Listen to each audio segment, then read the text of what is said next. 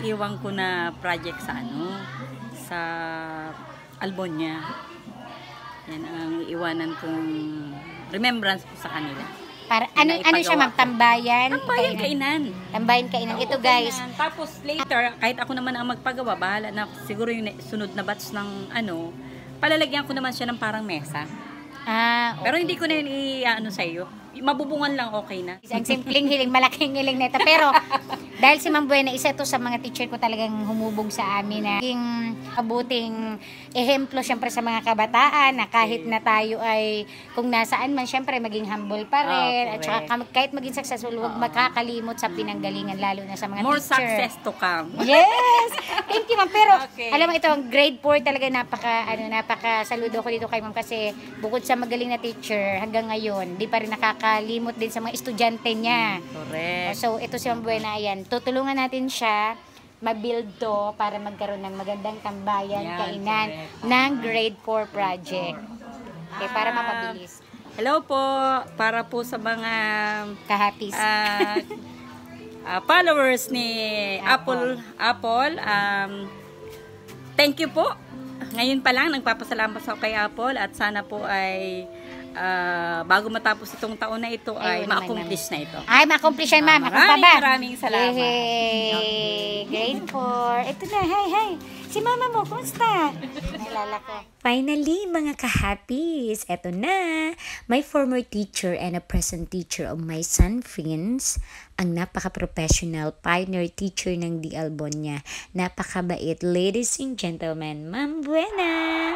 Yes, si Ma'am Buena nga po and I had finally talked about her projects in grade 4 to be implemented by this year. Nakita ko kung gaano niya kagusto na mag-provide ng isang proyekto na 100% sure na magugustuhan ng mga estudyante, hindi lang ng grade 4 but the whole D. Albonia. It's a waiting shed projects and according to Ma'am Buena, ito yung gusto niyang maging legacy niya before her retirement period. Pero don't worry mga ka-happies, matagal pa naman yun. Kaya naman, samahan niyo ako mga ka-happies na tuparin ang simpleng hiling ni Ma'am Buena na mapasimulan ang pagpapatayo ng project na ito para mapasaya natin ang mga batang mag-aaral ng D. Albonia. Oops, secret lang ha. I said yes to help but I'll never said any date where I could possibly grant her wish. So walang ka-idea si Ma'am Buena sa surprise natin sa kanya.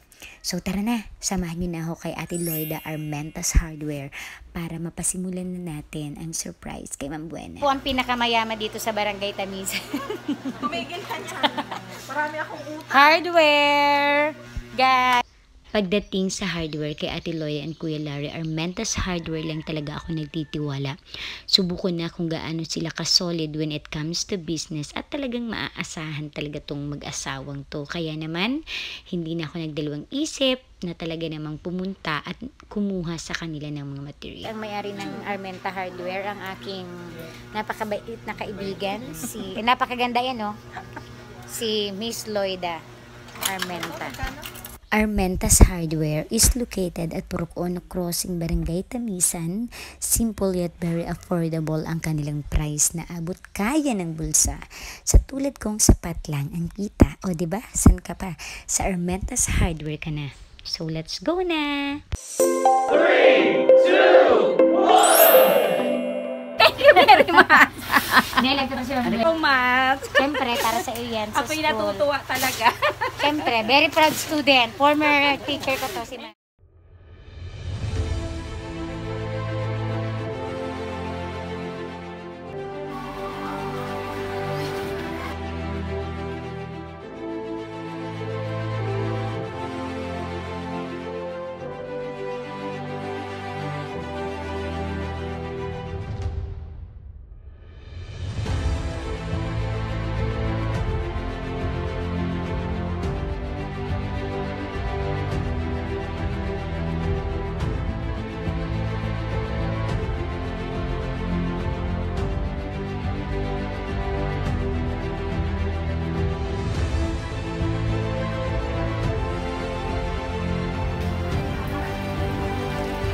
Blessing!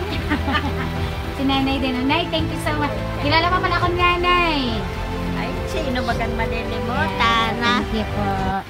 Ang message ko, lawig pang buhay niya. Yay! Thank you, Nay. Bye-bye! Nagpirma na lang din ako. Regalo ko sa school. Sa ano po. Bye-bye! Bye-bye! Love you! Thank you so much! Thank you! Bye-bye! That's me! Si Kuya.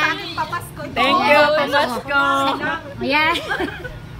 Their smile reminding me to be more grateful and sharing my simple blessings for those people na tulad nila is okay na ako dun sobra. My simple vacation became so special because of the people who believe in me. To Ma'am Buena and to all my former teachers in elementary, high school, and college, thank you po for teaching me not just only subjects but life lessons. Kasi kayo ang aking naging pangalawang magulang upang mas maunawaan ko ang realidad ng buhay. Kung paano maging isang positibo at maging isang mabuting tao. Saan man po ako makarating, kayo ang isa sa mga dahilan, ang aking mga naging guro sa aking tagumpay.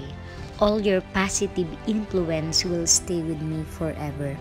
To Ma'am Buena and to all the teachers in the Albonia, saludo po ako sa inyo at naway ang simpleng hiling na ito ay magbigay po sa inyo ng inspirasyon na marami po kaming sa inyo yung nagmamahal. Sa aking munting kontribusyon mula sa simpleng hiling na aking programa, gusto ko pong ipaalala sa lahat na kahit ito'y munti o maliit lamang mula sa aking puso at sa ating Panginoon na aking pinagsisilbihan, it's an honor to serve my school, ang D. Albonia.